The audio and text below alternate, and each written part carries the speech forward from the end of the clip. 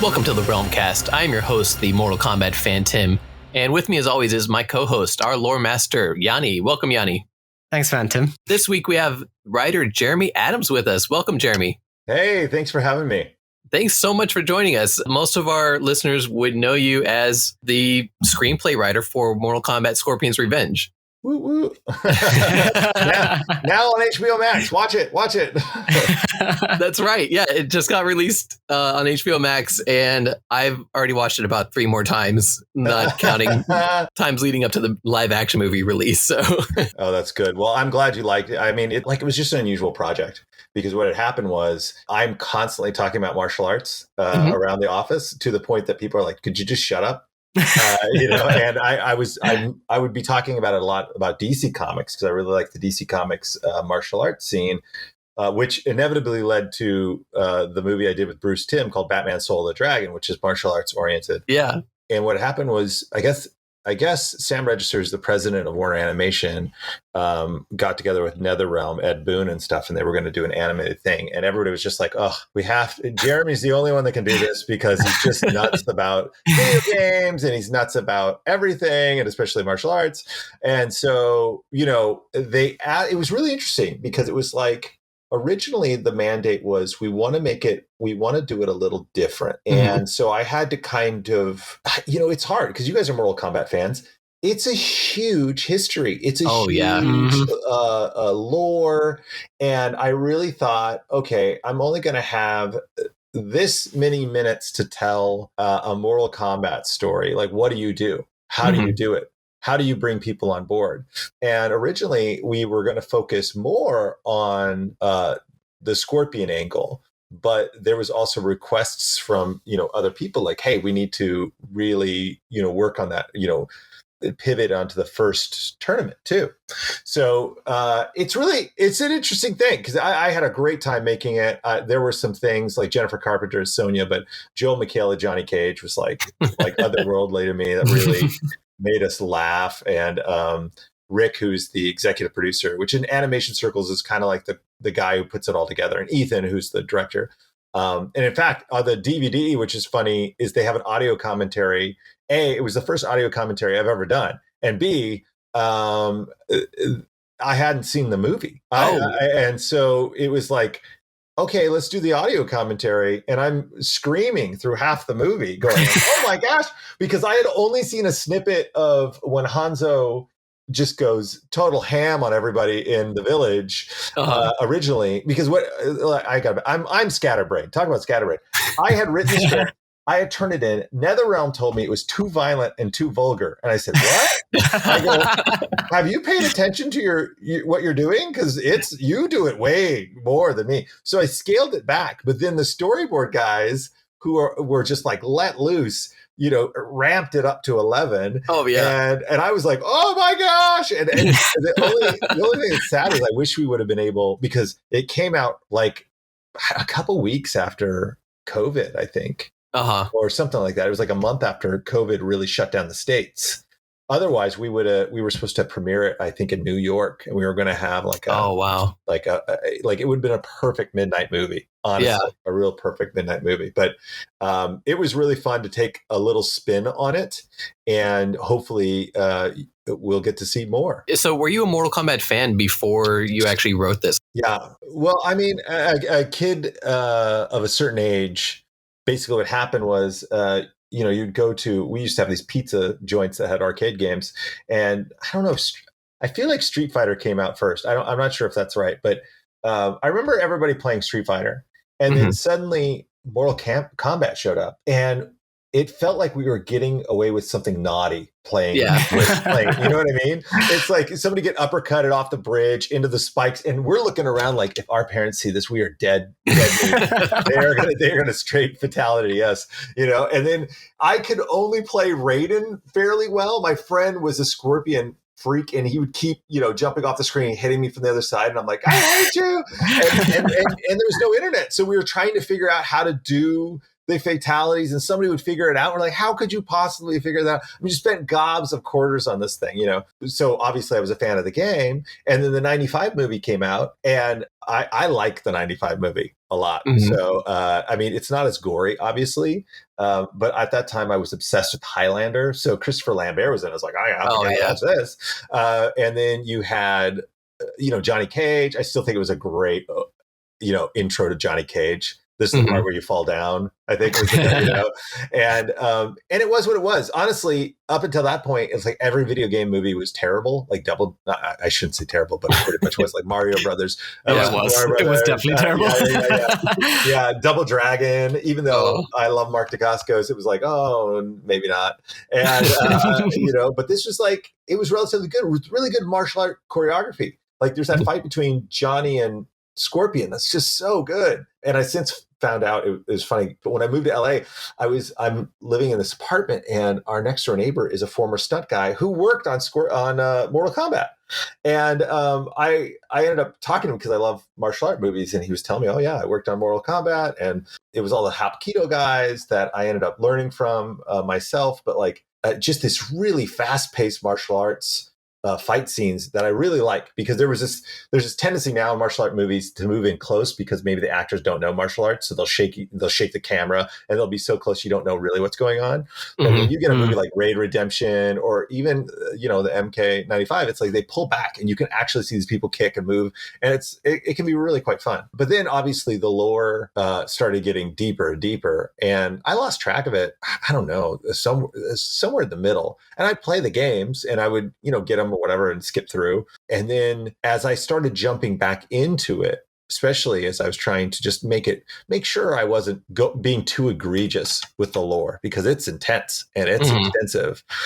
Dominic over at NetherRealm and Ed Boon were really instructive. Like, hey, listen, you can't do this. You can do that.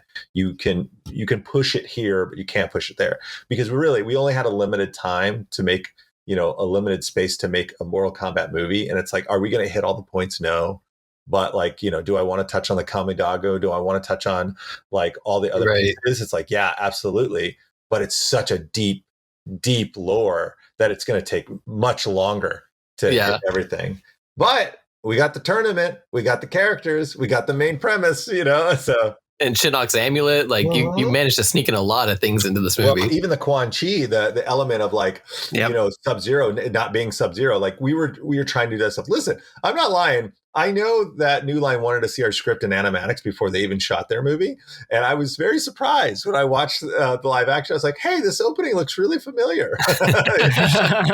But yeah, it's one of those, I think what I love about Mortal Kombat in general, it's almost like what G.I. Joe was when I was growing up. It's this weird pastiche of things like, oh, it has ninjas and it has wizards and it has guys with guns. And, it's like, that's the type of stuff. It has a little bit of everything. The perfect blend. Yes, the perfect blend. And they just they did exactly like, I don't know how familiar you are with G.I. Joe, but when it came out, the thing that was glorious about it was like, here are these action figures, but then you flip the toy on the back and it would have a file card. Yeah. It tell you everything about the character, and it gave you kind of a bit of a story and it invested you in it. And I think that's what Mortal Kombat's done. It's like, here are all these characters and we want to give you a little bit of story about them and why they're here and what they're doing. And then with the realms and the fight between the realms, like all that stuff is really, really cool. I was just thinking, I found it interesting that you mentioned, the whole Johnny and Scorpion fight and, your love for the 95 movie and such. Because I think as Scorpion's Revenge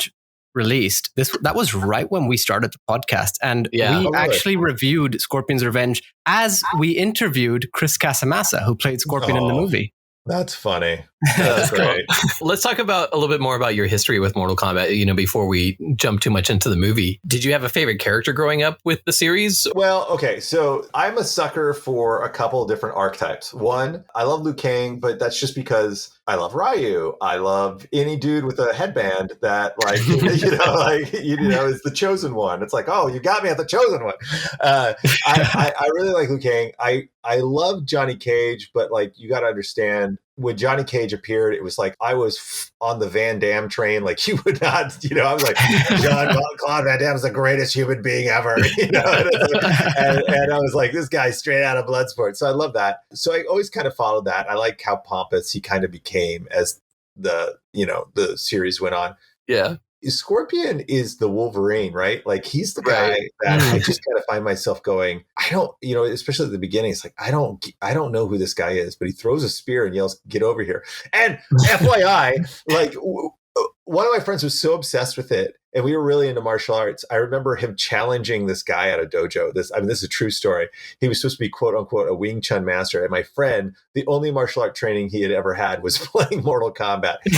And he was straight up like, okay, listen, dude, your Kung Fu's garbage. And this guy's, okay, let's spar. And so my friend I have a videotape somewhere, I don't know where, but he puts on gloves and he starts fighting him. And I swear to you, all he's trying to do is like Mortal Kombat and Street Fighter moves on this Wing Chun guy. And I'm telling you, he's winning. And we're like howling. We're like, what is happening? And in the middle of the fight, he goes, "Get over here." And he like dives at the guy. And I was like, this is happening. Like, it was so funny.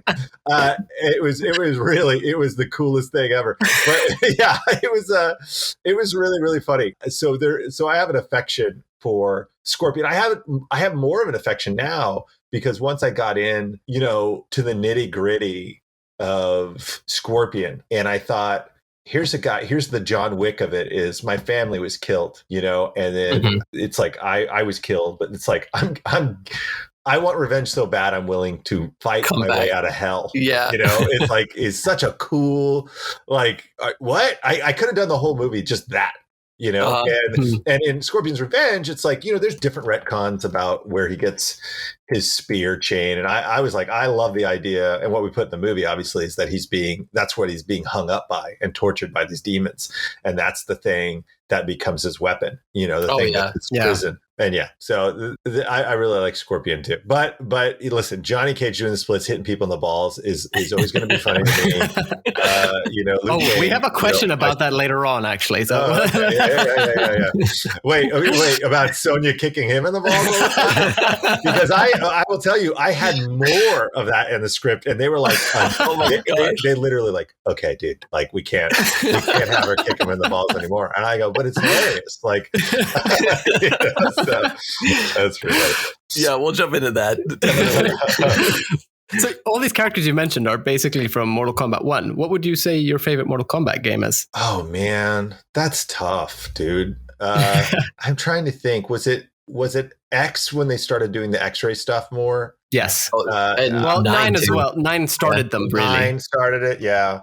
I thought that was cool. I mean, I was playing some of the Mortal Kombat 11 stuff, and it's so violent. I mean, Mortal Kombat X is so violent. Like they get progressively just so vicious. Like, I know you guys are going to talk about fatalities, and we had to go through like the last game, and we were just kind of like looking at the fatalities, and we're just looking at each other like, no one could ever, like, I was like, they can never say we're too violent. Never. Right. Because this is just out of control. By the time 11 came out, they started doing like that facial recognition stuff. And I've said this before, it made it too real for me. I couldn't handle it. It's too much. It's too much. So like, it's also weird because I'm going to confuse some of this stuff, so you'll have to forgive me. When did Cassie Cage and those guys jump in? X. And it was all X. I had spreadsheets upon spreadsheets and Wikipedias out to try to keep everything right. You need that for Mortal Kombat, so don't worry. Yeah, I know you really do, because you're also like, okay, are they rebooting it? What are they doing? How are they doing it? Especially the first few, because, the main premise of Mortal Kombat being like, oh yeah, this tournament happens once in a generation. And then it's like, well, the second one, it's like, well, we're going to just kind of fix that a little bit so we can do another. I really had to walk a thin line. It is interesting you say that, though. That's a hard question. What are your guys's? Myself, I love Mortal Kombat 2. Like, why? It's always because that was my main intro into the game. That's when Mortal Kombat 1 had the graphics and stuff, but they weren't quite there yet. Like it was almost like a concept. And then Mortal Kombat 2 is when it all fleshed out and you're seeing real people fighting on a video game screen. And it's just crazy for me. Right. I get that. I get that. How about you, Yanni? For me, it's between Deception and 9. Deception had like the perfect sort of lore aspect to it. I love the atmosphere, With the Onaga conquest. and all that Exactly. stuff. Yes. Oh, I'm so glad to hear you say this. Yeah. No, I mean, that's the stuff that's cool. But again, they would like move off, with like, what's it called? And they did like, what was the one? I'm trying to think of the one. It was like, it wasn't the Shaolin. It was Deadly Alliance, right? No, not Deadly Alliance. Deadly Alliance was Shang Tsung and Quan Chi, which interestingly I found sort of called upon in Scorpion's Revenge. Right. Yeah. I mean, listen, you have to immerse yourself in this thing, Oh, yeah. And then it's like, and then when you leave, you're like, okay, they got a new game out. Oh boy. So you guys doing like, any of the Mortal Kombat like project of trying to keep track of everything. That is a tough road to hoe, man.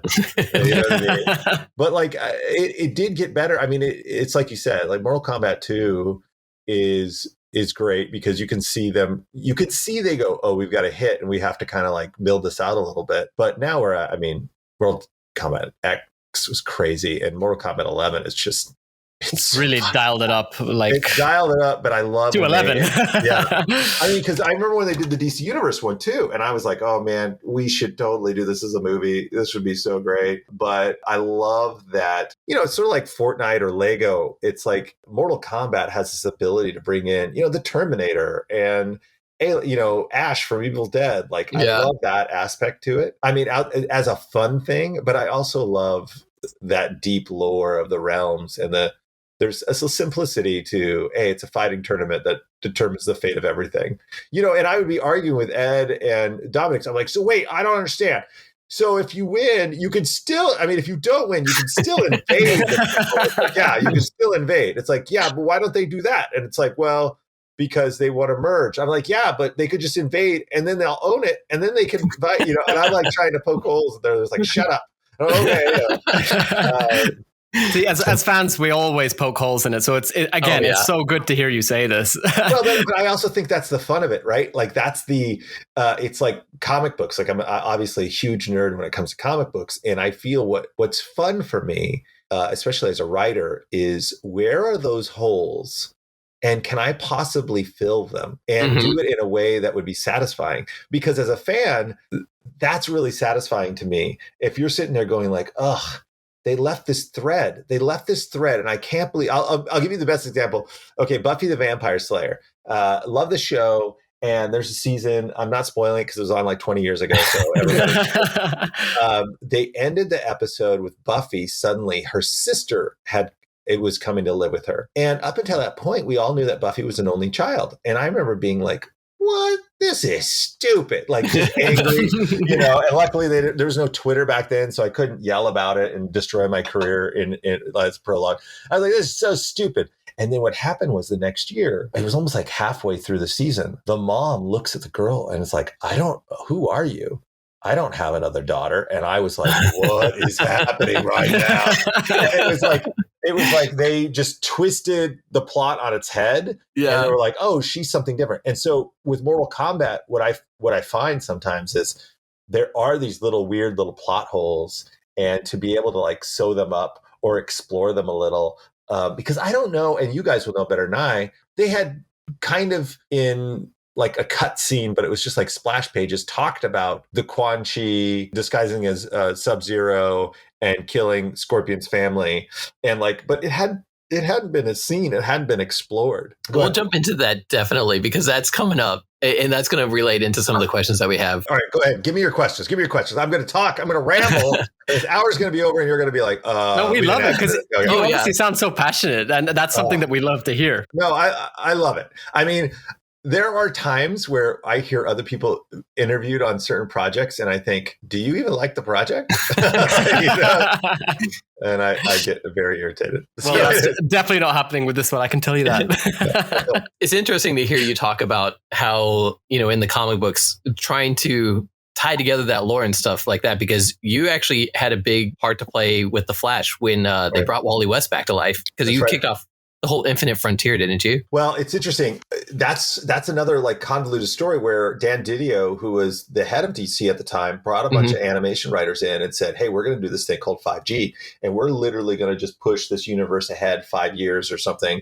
Yeah. But it was going to be permanent. And I obviously have always, it's on my bucket list to write comic books. And I was slated to do a Black Racer thing, which I ended up doing, but it was taking a long time. So my friend Tim Sheridan, who writes on Teen Titans Academy, said to the editor, work with, you should talk to Jeremy. Or I was on a list or something and asked him about it. And Tim said, you should talk to Jeremy. And so he said, would you want to do this Black Adam Future State? And I was like, yeah. And I went crazy on that, right? And then he said, what would you do with the Flash? And I said, yeah, let's quantum leap that bad boy. Let's, I want to have fun. I want to have a Doctor Who timey-wimey. Like, to me, Wally has been beaten on so much. My thing is like, as long as I'm writing him, Wally's he's not going to get hurt. I know that takes away some of the drama, but I'm like, no, he has been beaten on so much for so long. So it was like, I get to bring Wally West back. Yeah. And that is a big thrill. And we're in the middle of it now. We're in the middle of the first arc I have where Wally is jumping through time into different speedsters' bodies, and it's a thrill. It's so much fun. It's like, it is just an adventure. It is not something that's high drama. It is not something that you're going to get in trouble if you're a kid reading, which some comics are. I can't tell you how much of a thrill. Like I helped create a character called Gold Beetle, and to be able to have that character enter DC Comics and then be on the cover of the Flash book. It's like, are you kidding me? I get to add to the sandbox. This is the best thing ever. So the Flash, getting to do a fan favorite like Wally West, and hopefully people enjoy it. If you think about it, it's like all these superheroes that are like the big superheroes, Superman, Batman, Wonder Woman, and they all have sidekicks. And this guy used to be a sidekick. Yeah. And then he became the Flash for a long period of time. And like, everybody loves Mark Waid's Flash, Wally West style, and Josh Williamson with Barry Allen and Jeff Johns. And so now I'm coming in after these giants, worked on this book, and I'm just hoping I don't wreck it to the ground, So, how do you end up writing for DC Entertainment and kind of getting involved with these various projects like the comic books and the movies and stuff? So, okay, listen, this is a semi-religious thing, so you're going to have to just forgive me if this offends you, but it was really funny. Basically what happened was I was meeting with some nerds for a Doctor Who night. And this was when Chris Eccleston's Doctor Who came out, but it was only out in England. And so we had a friend that would get like a bootleg or something, or I don't know, I think he would get it and it'd come over to the States. So it wasn't airing in the States. And so once a month we would get together, like 4 or 5 of us, and watch Doctor Who. I was really trying to break into the industry, but I had no success. And when I say no success, I mean just no success. I had been like an assistant to a director, assistant to a producer, which was great. Worked a lot at Blockbuster, worked at a bookstore, and I started writing because I was like, man, if somebody does ask me for something, I better have something. So I was writing a lot, because Stephen King's book on writing is a fantastic book, and it was really empowering. So I started writing just a little bit every day, and I started churning out screenplays, and totally scared to give it to anybody. Anyways, there's a guy at this Doctor Who night called Jim Creek. And Jim is a big muckety muck in animation and writing. And I didn't know that. He said to me one time, what do you want to do? I was like, I want to be a writer. And he's like, I'm a writer. And I'm like, sure you are, because that's what it is in LA, right? It's just like, everybody's a writer. And I had literally, when I moved to LA, I was in a Carl's Jr., which is like Hardee's or whatever, a burger joint drive-through. And I remember the car in front of me pulls up to the cashier, and the guy in the Carl's Jr. handed a script to the guy in the car. And I was like, what? And so everybody's a writer. I was like, this is terrible. All right. So anyways, we're still watching Doctor Who. We're probably like 6 months into this. I don't know, maybe longer.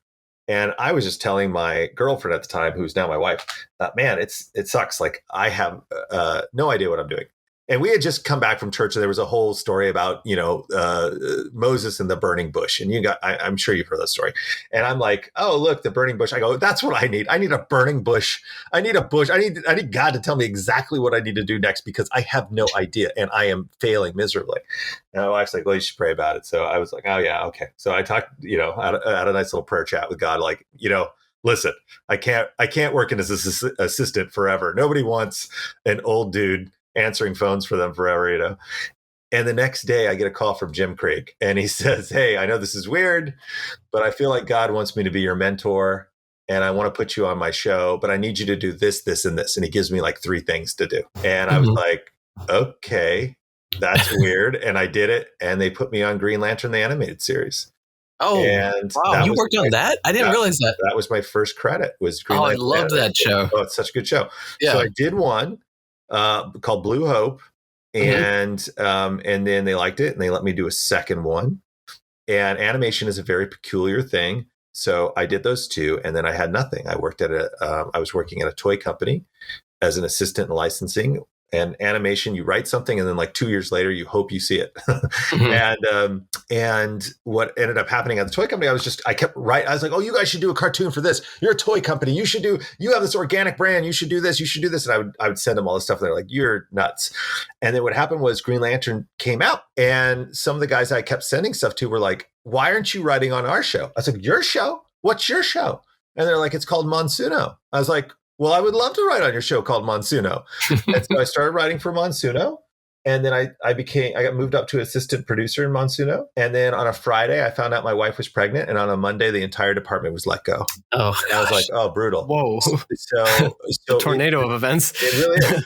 And so honestly, in retrospect, it was both good and it was hard, like, because I was super, super poor.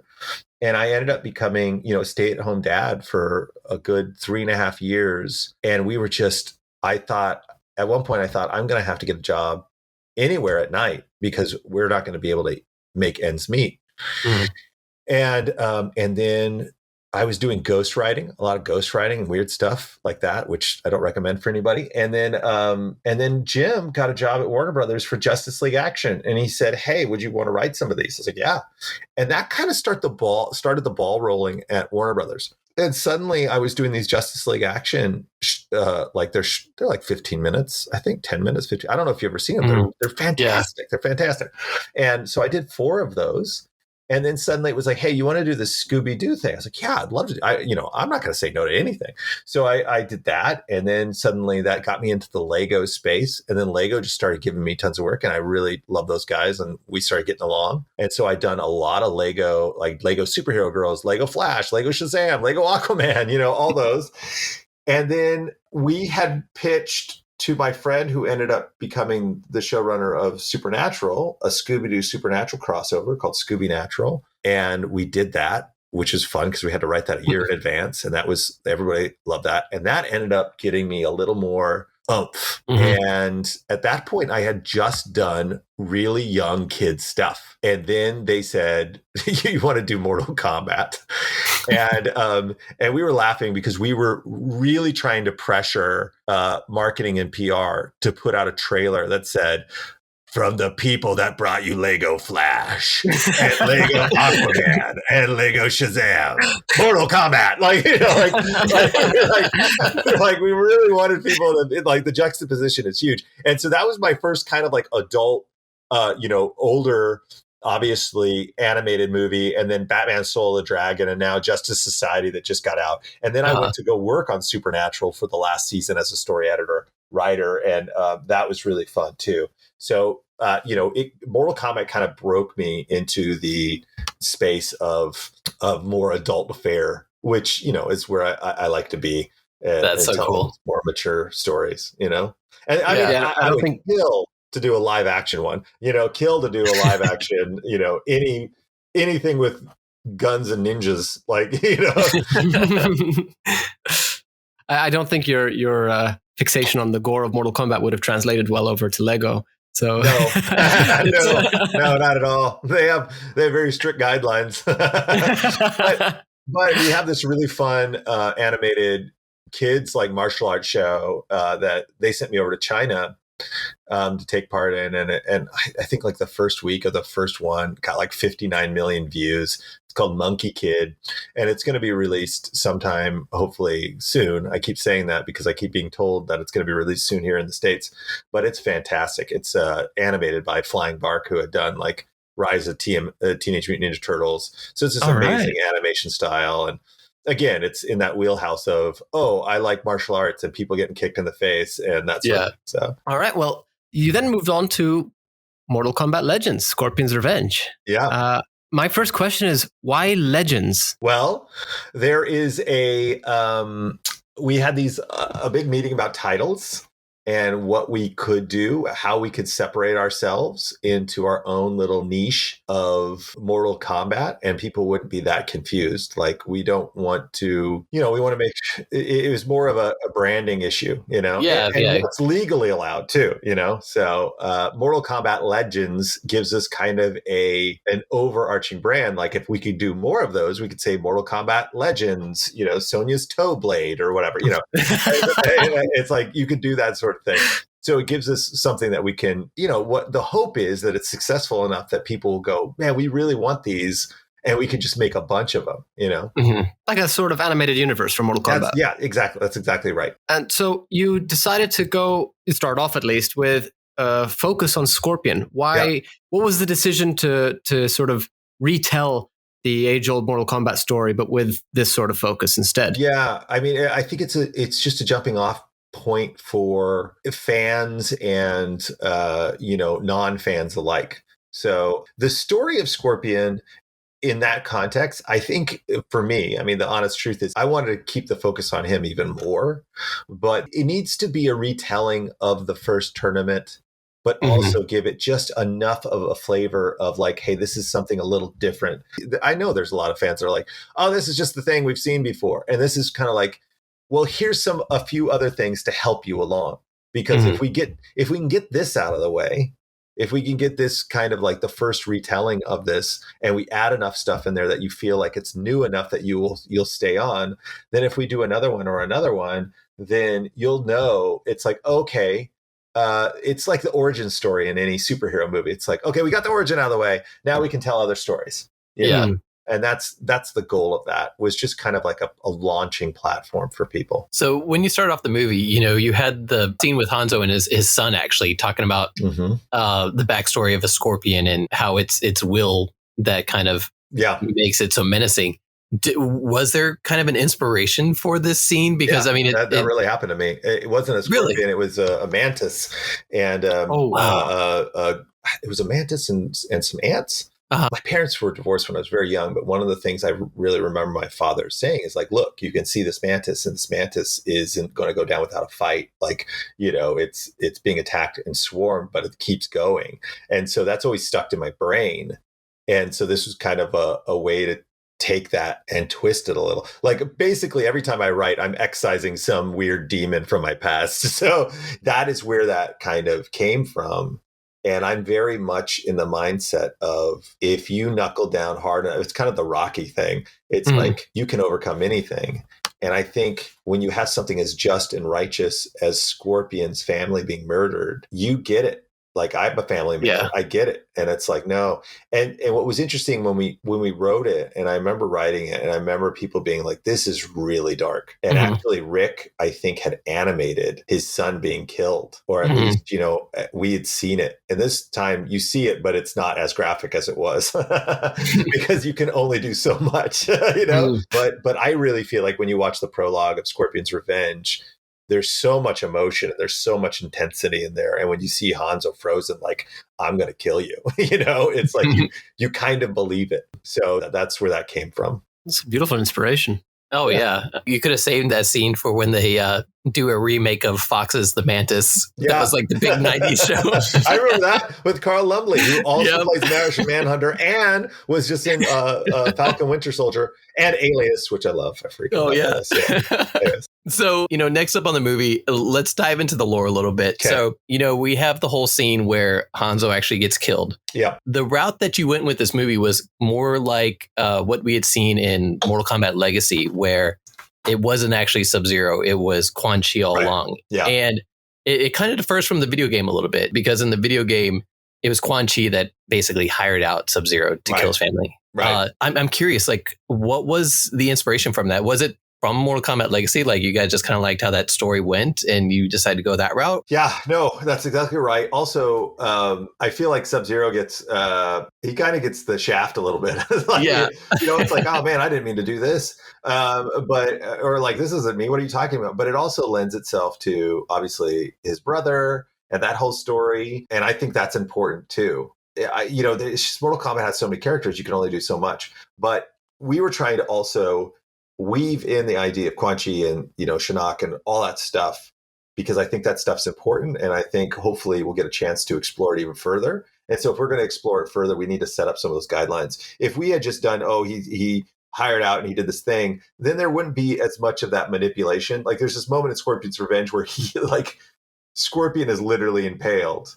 And Quan Chi shows up. It's like, oh, guess what, moron? The typical Quan Chi thing, right?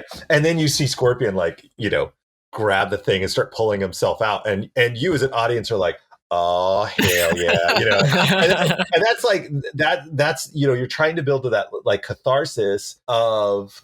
There's this Rambo 4 is the best way I can explain this. Rambo 4.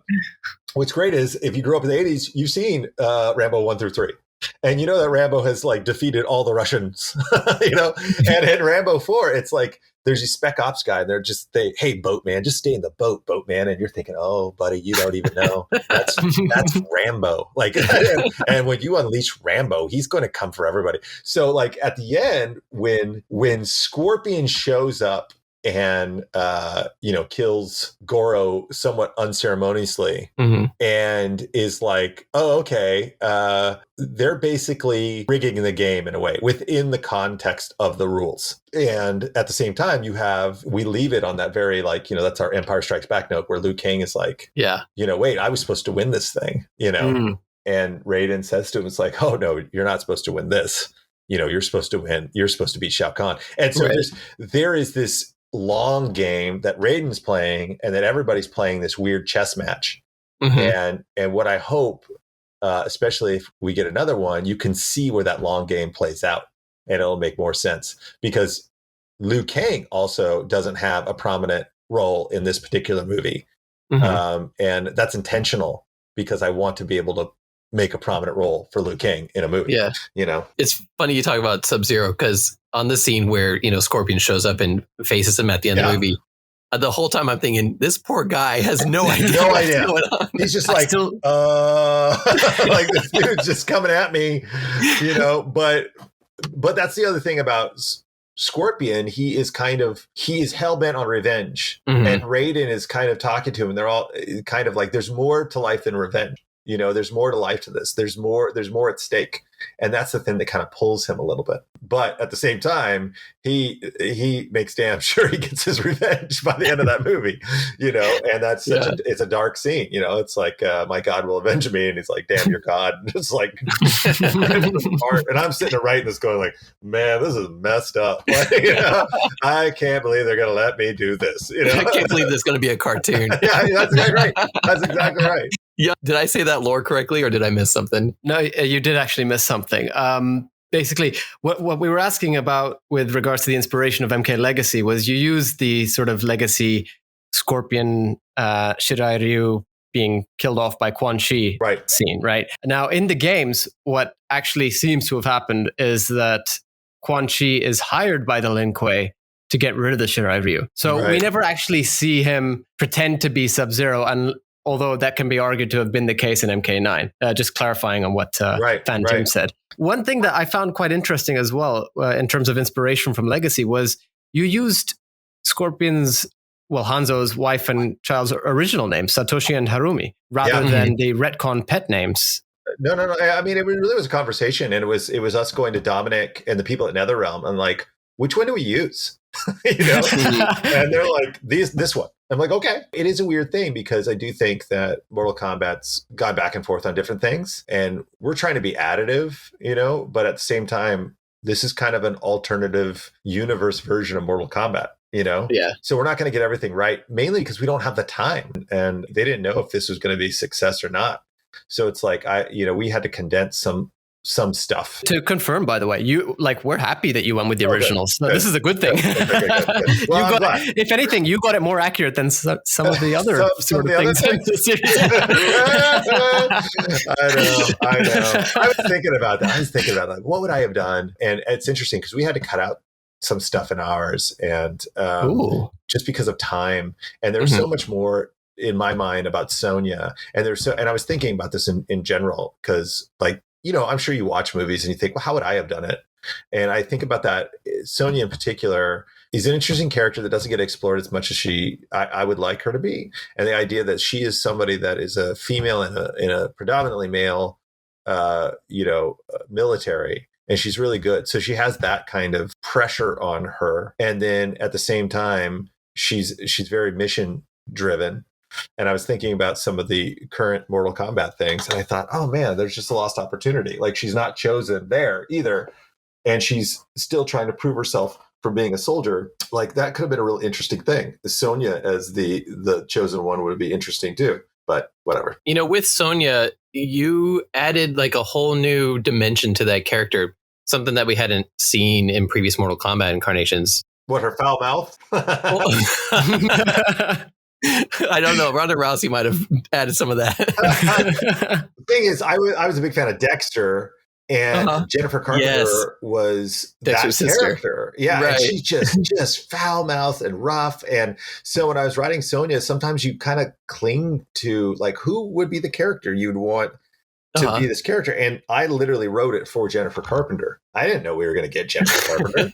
I didn't think that was a possibility. And then it was like, we got Jennifer Carpenter, and I was like, and so that was really fun. And she was great. But yeah, she's pretty hard in this. She goes pretty hard in this. At the beginning of it, when it's kind of going through her flashbacks and she's thinking about how she's, people have always been like, you're just a little girl. You can never do that. Yeah. Kind of like the Captain Marvel movie. There's the same way they kind of did that sort of thing there. But I think you did it better. Yeah. Well, to be fair, I wrote this before Captain Marvel came out. So I want everybody to know I did not rip off anything.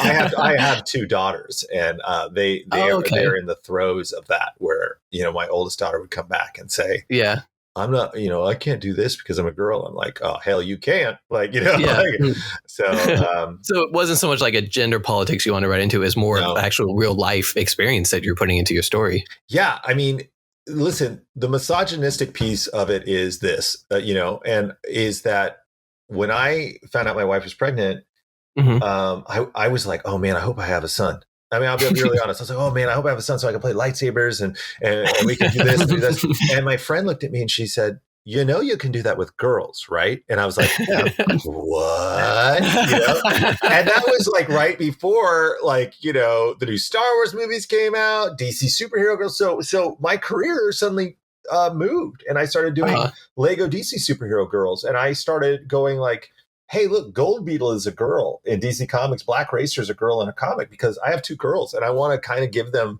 something to look back. Like, look at my dad built these worlds and these ideas for me.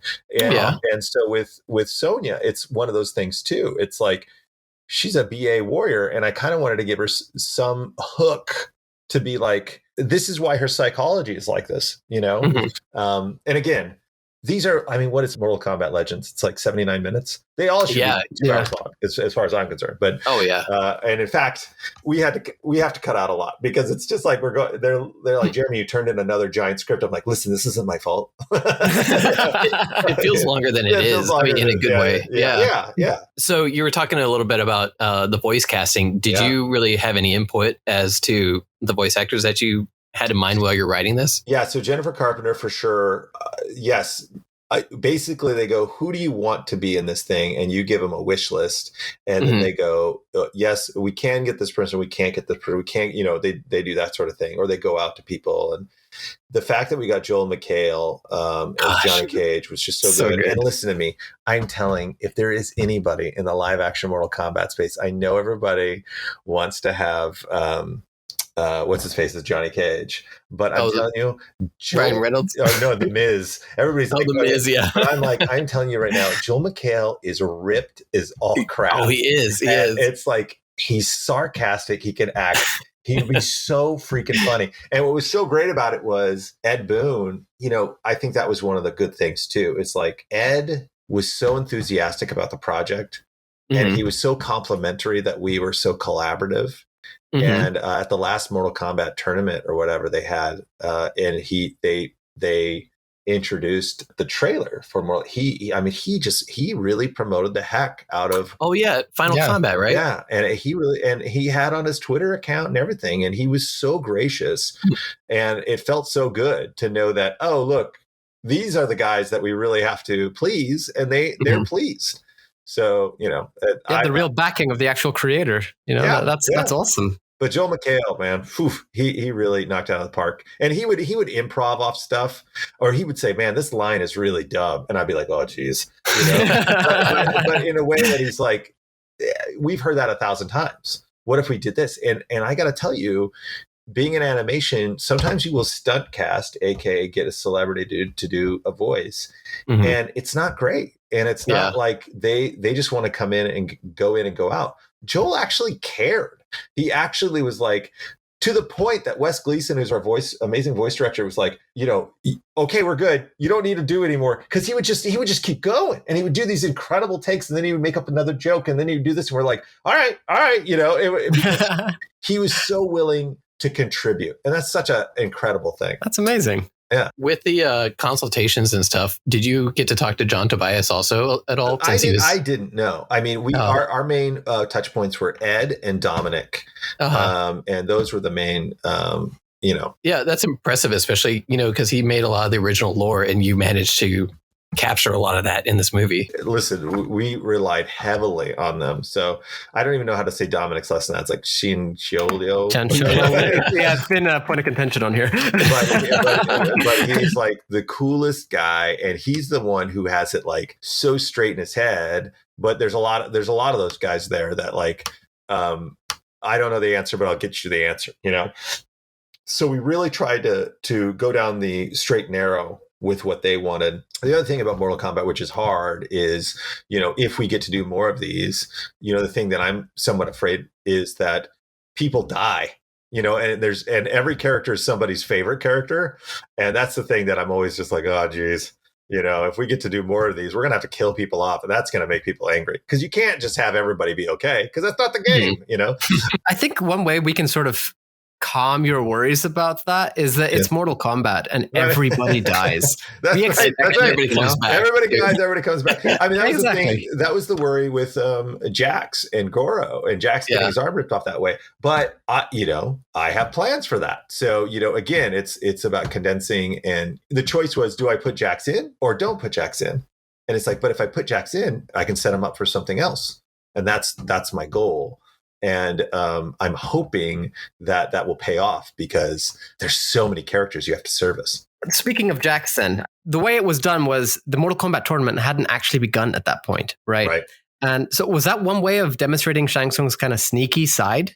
Yeah, it's like, these are the rules, but hey, these aren't not the rules. Like, the whole emphasis behind Sony is like, I'm looking for my partner, and getting kind of like sucked into this game, but also raising the stakes in terms of Jax. Like, oh, look, in terms of a Mortal Kombat thing, it's also us trying to give you something new that you weren't expecting, so that it's like, oh, wait, Jax just got his arms ripped off. And we all know that's going to happen. It's just a question of how. It's happened in so many different ways at this point. Right. But when I was writing it, part of it was that it was the forearms of Goro. I was like, oh man, it's such a like almost a crucifixion in a way. Oh yeah, like an iconic scene. Yeah, and it's like, oh, look at his arm, and her just connecting. Like, I found him. I immediately found him, and then this is what's going to happen. Yeah, is brutal. And of course, we did this kind of like Enter the Dragon Island, kind of in the middle of all the realms in a way, neutral zone type thing. But yeah, it's crazy. With Sonya entering the tournament, so you said that she was looking for a partner. Do you mean that she was looking for Jax, or kind of like the original lore where she had a partner that was killed by Kano and that sort of thing? No, in my mind, it was always like, she's looking for Jax. And because Jax is her partner, and it's like, okay, I'm going to track him down no matter where it goes. And of course, there's a bunch of things I probably would have done differently. Like, would I make Johnny as stupid for so long? I don't know. I mean, it's funny to me because what we were really trying to do with Johnny is like, he literally thinks this is a movie for a long time, obviously. Yeah. but we were trying so hard not to have him fight for until the very end, because we thought this will be such a great moment, but we have to do it in a way that he can't fight pretty much the entire time. So even his fight at the beginning, he's just mostly dodging and like trying to get out of the way, Yeah, and he accidentally drops the building on somebody.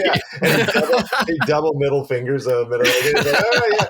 And then at the end when he comes in like Van Damme, you're like, and she's like, holy, Johnny Cage can fight, and it's like, yeah, that's that kind of moment you want. So now it's like, oh, everybody knows Johnny can fight now, and that's the humor in that, because the rest of the time, every time he gets ready to fight, Sonya's like helping him out, or somebody else is helping him out. And I don't know. I think that's part of his character a little bit. Yeah. I think you kind of took that 1990s Lyndon Ashby portrayal and expanded it. And, because that's, I mean, he kind of wrote the book on Johnny Cage because so much of what he did is kind of seeped into people's minds. And, yes. I mean, that's what I feel like Joel did too. Like, he took what I had and then he amped it with his kind of like sarcastic, whatever. I'm not familiar with who does the voice for the, and I don't want to take anybody's job, but I'm like, Joel McHale, come on, man, just get this guy Johnny Cage in everything right now. With Johnny,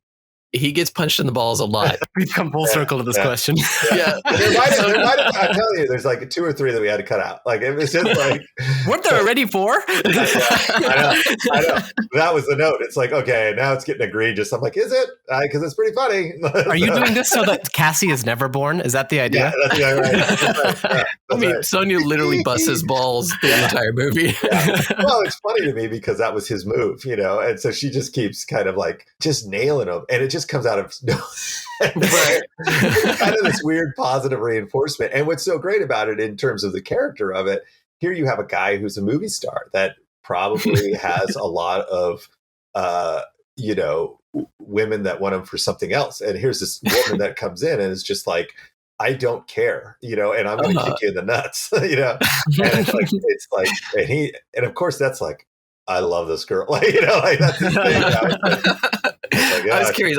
I was so curious if it was more like, you just enjoyed the humor of it, or if you've never been punched in the balls and you didn't know what it feels like. No, trust me, I've been kicked in the balls way too many times. So, but there is the humor aspect to it, because I think internally in the psychology, Sonya is going, it's this kind of like, I cannot be attracted to this idiot, like this is stupid, and it's kind of like her acting that out a little bit. It's like, I'm going to make sure that I am not going to have the feels by kicking this guy in the nuts. And obviously, when I do that so many times, this guy is going to leave me alone. Of course, Johnny's like, she cares enough to kick me in the nuts. To any women listening to this, please do not do that. It will not make them fall in love with you. That's how you get a boyfriend. I just tell you right now. That's how my wife did it for me. And no, just kidding.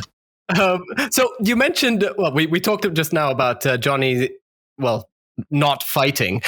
His scene is against a Tarkatan. Can you confirm whether or not that's supposed to be Baraka? I don't think it's Baraka. I think it's just one of the actual race of them. Mm-hmm. So what about Sonya with same with that. Okay. That's how I feel. Because it's not Reptile or Baraka. No, I don't think. I mean, listen, maybe this is just one man talking, but I never thought that. Because I would rather be able to use those the quote unquote characters that everybody knows over and over, like later on. I just wiped away a tear, by the way, hearing this. Keep going. Well, no, this is a good thing. This is a good tear. because to me, it's like, if we establish that there's races like that, then that gives us a lot more room. And in animation, it's not like you can do everything. It's like you have to actually pay people to make the model of a character, and then you have to animate that character, and then you have to do blah blah blah blah blah. So like the Black Dragon, they all look somewhat uniform because that's going to save us some money so we can do some other stuff.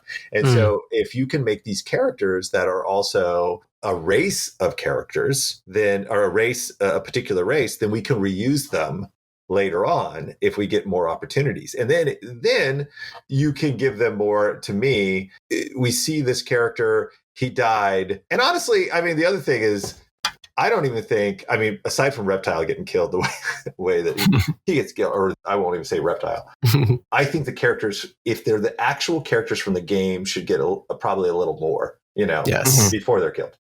That's good to hear. At least you didn't name drop Reptile's original name, right? like they did in the live action movie. Like that kind of takes away a lot of hope as far as seeing that character again. Yeah, no, that's how I feel. I mean, that's how I feel. I mean, maybe some other people are like, yeah, that's Reptile, but I never felt that way, because as a writer, I want to have an out so that I can go ahead and bring him in if I needed to, if I get another chance. That's one thing that I've noticed from the fans. So obviously, you have a lot of people who their favorite characters are Baraka or Reptile or somebody else who is considered a jobber, right? And the jobbers never really get their time to shine, and they're just used as fodder. So it's really nice. That's why I'm saying I wiped away a tear. It's so nice to hear that you even place importance on those who are considered jobbers at this point in the universe. Yeah. No, that's kind of that's one of my favorite places to play, because I'm a big fan of finding those characters that are somewhat not as beloved, because then the bar is so low that if you get to do something cool to them, people are like, "This is the greatest rendition of this character ever." I don't know. Under the same vein, there's a couple other characters I'd like to mention, and I just want to kind of confirm. So you have a centaur, so I'm assuming that's not Motaro. You're right. And then there was also like a Oni that seemed to be kind of inspired by Moloch. And I think the torturer for he tortures Hanzo at the beginning, and then you also have the follow-up Oni come in who Hanzo takes off his head. Yeah. So I mean, these seem to be all basically inspired by. That's right. I mean, that's when I talked to Rick and the storyboard guys were mostly in charge of that. So it wasn't even a specific. It was kind of like, who lives down there, Yeah. So that's cool. Okay, so I mean, just on that topic then, because I'm wondering about how far it goes with the actual writing as compared to, say, artistic decisions. So the second Oni that we just mentioned looks very much like one of the Oni from Mortal Kombat Mobile. Was that an artistic decision, or you're wrong? I'm sure that is from the storyboard and art. It wasn't something that I wrote in there, but those guys were doing huge Easter eggs and stuff. So I would put in, especially the main ones. I put in a lot of the locations, but he had to change some of the locations from the games. Like I would put in a lot of the locations from the games. You'll go, oh, we can't do that location from the game, but we can do this location from the game. And there was also some question with NetherRealm, like, oh, we don't want you to use that location. We're like, okay, we won't use that location. So it was interesting. It reminds me of when we interviewed some of the actors from Mortal Kombat Conquest. They were given a Mortal Kombat Bible from Midway at the time, and the same kind of things. It was like, you can use these characters, but you can't use these characters. You can use this scene, but you can't use this scene, and stuff like that. Right. That was kind of handed off to them. Yeah. Ours was a constant dialogue. There wasn't anything like definitive that they gave us. It was basically like, I'm digging up stuff like, hey, can I use this? Can I do that?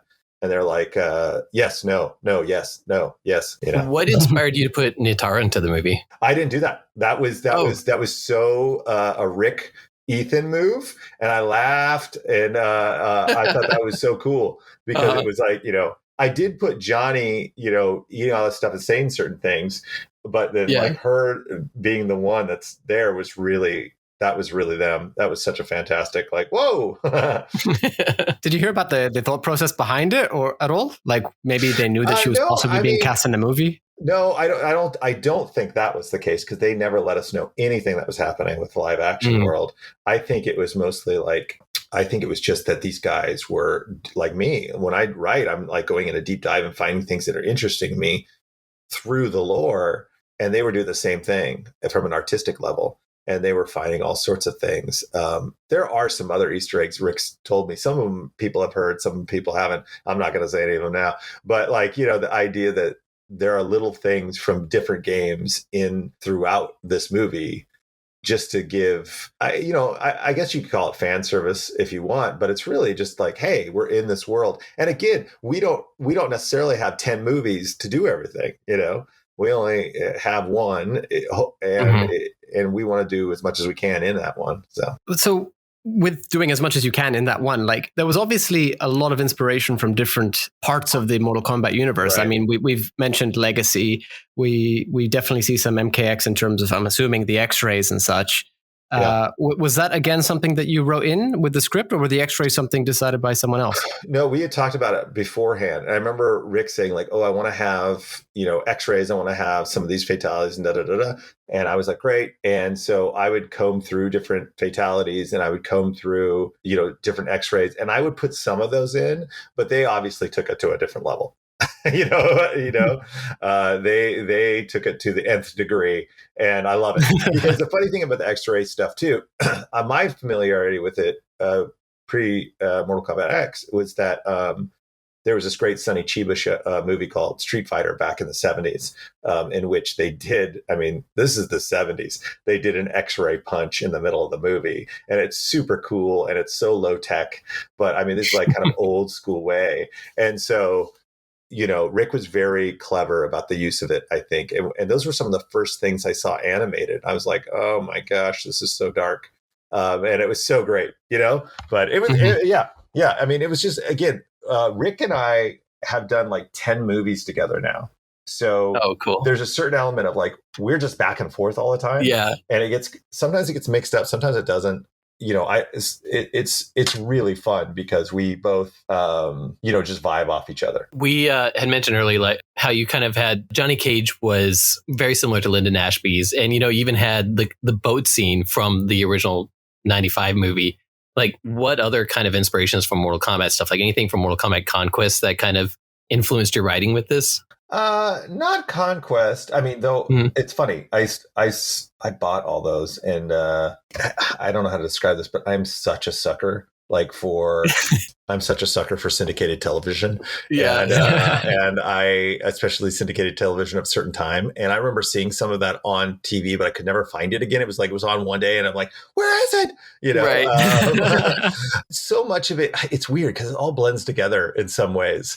Yeah. There's so much of like there's the 90s element, the 95 element, there's fighting movies in particular, like obviously Mortal Kombat in itself is a derivative of like Enter the Dragon and Bloodsport and all that stuff. So I don't know. I think there's more elements of Enter the Dragon in a way, just because it's Scorpion is kind of doing a little side mission at the place. Oh yeah. Kind of like how Bruce Lee's character was actually straight there out of a comic book, man. Yeah, exactly. Right. Yeah. One thing that was interesting was how Sub-Zero was written. Now, obviously, he's sort of innocent, as it's actually Quan Chi who's caused Scorpion's pain. But why is he fighting for Shang Tsung in this? Oh yeah, it's a certain element of like they're still paid warriors. Okay. And so it's like I don't necessarily think either clan is necessarily good or bad. Okay. They're paid for certain things. And I think he, in this particular instance, didn't know necessarily what was going on. It's kind of like, hey, I need you to be, kind of like, I don't even know. It's kind of like, hey, you're security for this tournament type thing. And it's like, this guy's trying to kill me. Like, there's some of that. There's some of that because I feel like, how do I describe it? Because the Lin Kuei has, kind of this storied hired assassins, basically. Hired assassins, but it's also like you got the stuff that happens with like Cyrax and Sector and like all that other stuff. So it gets convoluted even within that own clan. So the idea that, he might be there because he's just being paid to be there.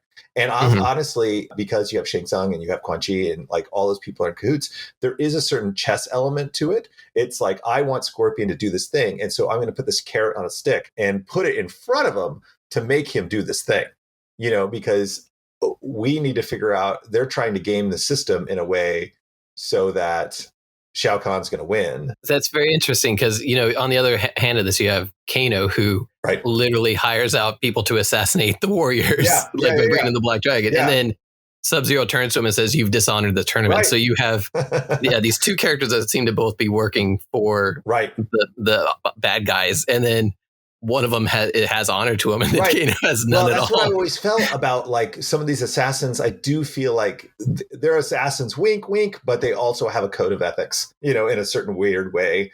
Yeah. And I had to give Sub-Zero some love. It's like, all right, you gone too far. You can't do that. So.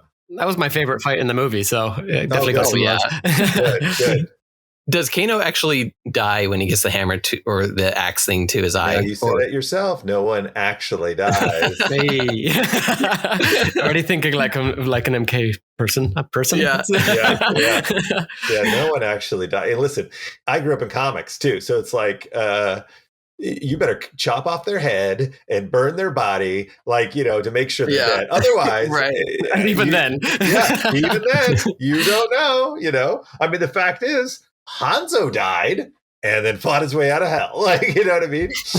I mean, speaking of Hanzo, I like how you wrote it in that he technically breaks but doesn't break the rules of Mortal Kombat as he's sort of fighting for Outworld. Right. What was the idea of Quan Chi allowing a NetherRealm representative for Outworld? Well, I mean, because in this, I believe that Outworld kind of had purview over those other realms. So I, if I'm right, it's like, I'm trying to remember the hierarchy and what they told us, but it's like they do have, like, the NetherRealm could fight on Outworld because it's just like the Edenians can fight for Outworld because Outworld now controls those realms. Yeah. So it's like, is Katana fighting for Eden? No, because it's been taken over. So technically she's fighting for, it's like saying, oh, Puerto Rico is a territory, not a state of the United States. Technically, they're under our umbrella, so they really fight for our side. That's the stuff in the lore that gets really dicey. So the idea was that, but Quan Chi was looking at something bigger. He was looking at the return of the Mad God, and then that will in a weird way give us all freedom, or whatever that looks like for Quan Chi. But the thing is, it's like Scorpion immediately is like, okay, now it's you versus Liu Kang, and it's like, yeah, I give up. It's like, oh snap, it's like, I mean, that's the tricky thing of that. And then getting the amulet and all that stuff. If anything happens, we'll have to do another podcast to talk over. Sounds good to me. That brings me into my last big question about the series. And it's, it's kind of been the point of contention for a lot of the strong Mortal Kombat fans with how this story came about. And that was that final scene where Liu Kang isn't the one who beats Goro, but rather it's Scorpion kind of coming in.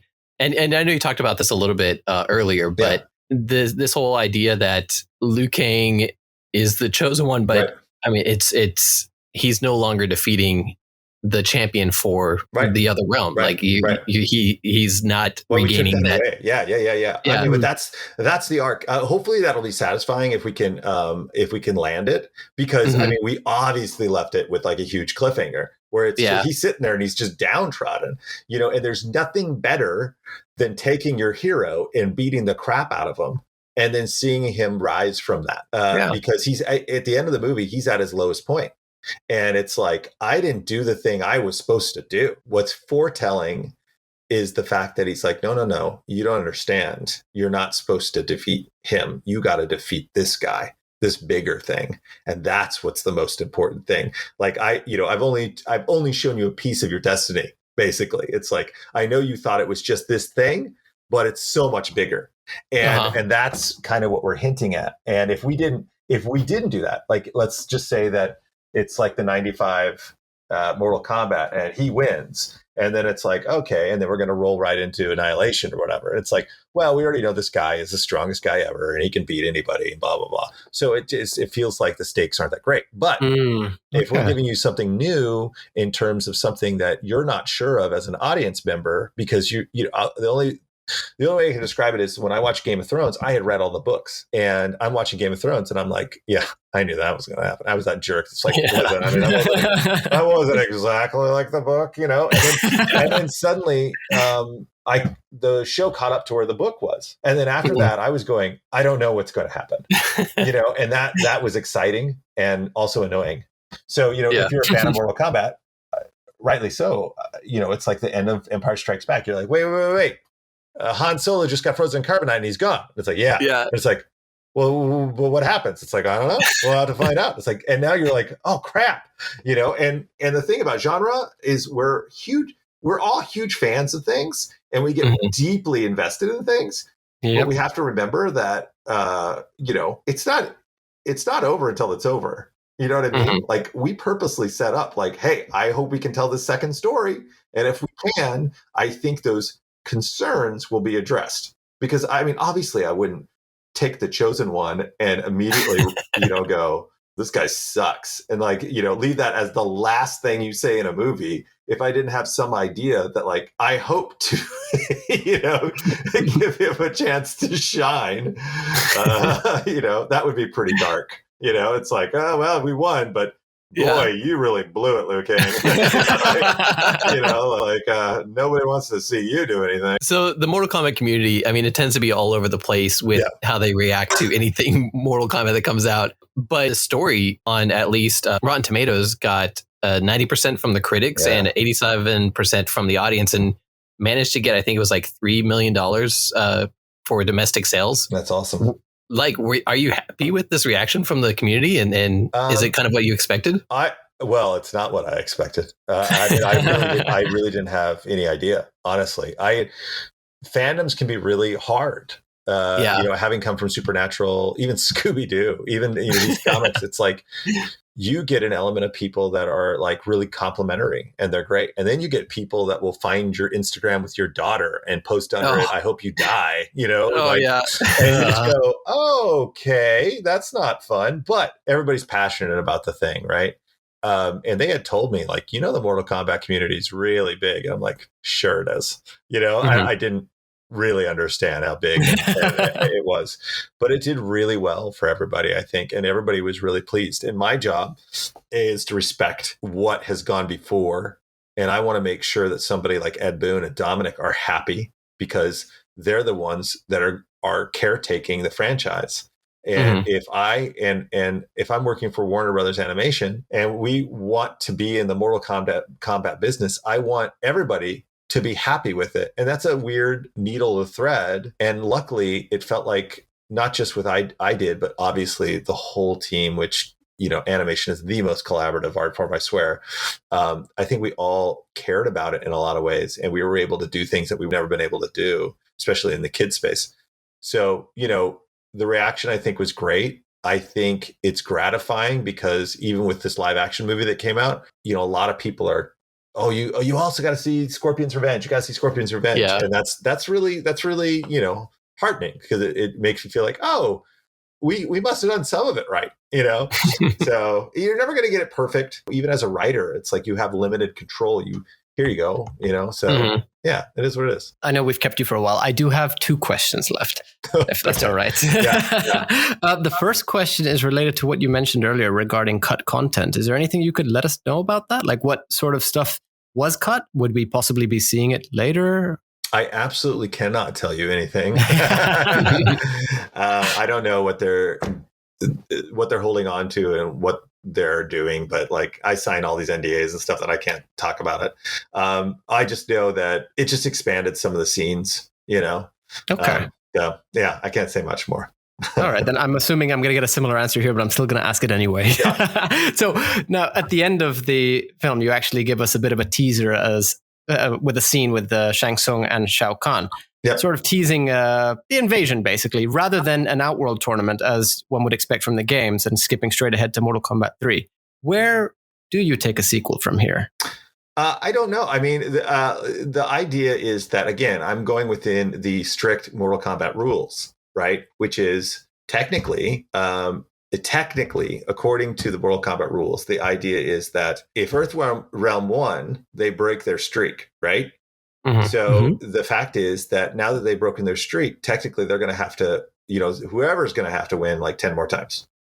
And, but the same thing I asked Dominic and Ed, Outworld could invade and, just invade Earth and destroy it. And that is kind of the idea of like what they really want to do is merge everything.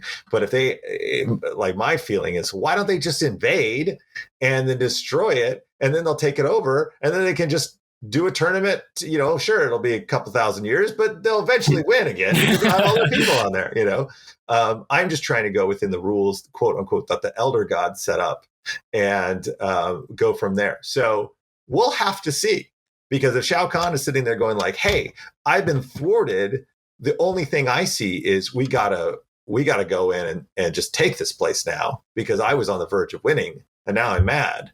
Then we're going to see what that means. That doesn't necessarily mean we won't see another tournament. It just means we'll have to figure out how we get there. And that's all I can say, because otherwise I'll get shot in the face. So is asking if we can expect a sequel soon going to get you shot in the face too? I mean, you can ask. I'm just going to tell you, I don't know. I leave those up to the elder gods at Warner Brothers. All right, then how about a question that won't get you shot in the face? Okay. Although could relate to shooting someone in the face. Yeah. What is your favorite finisher in Mortal Kombat?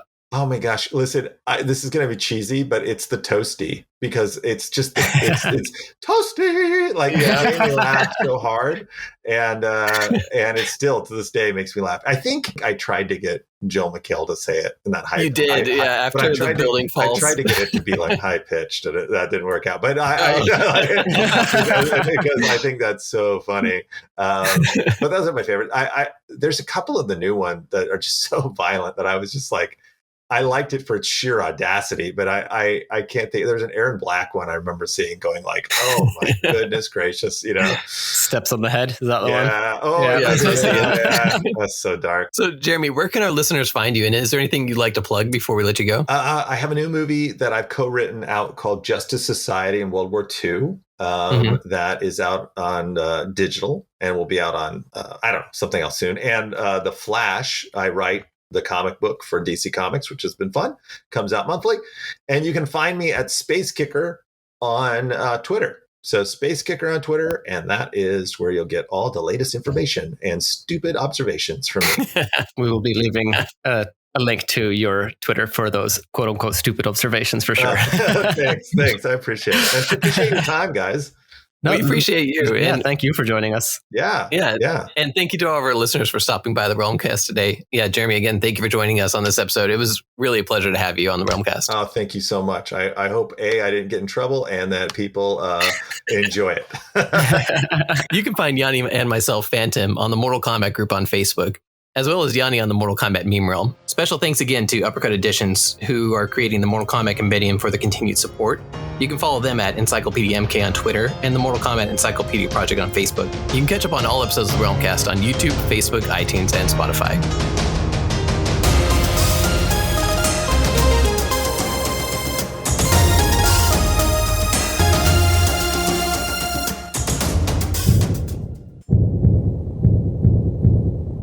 See the scorpion? No matter how many enemies, it continues on. It is strong, yes. It is fast. But do you know why the scorpion is feared? Its will.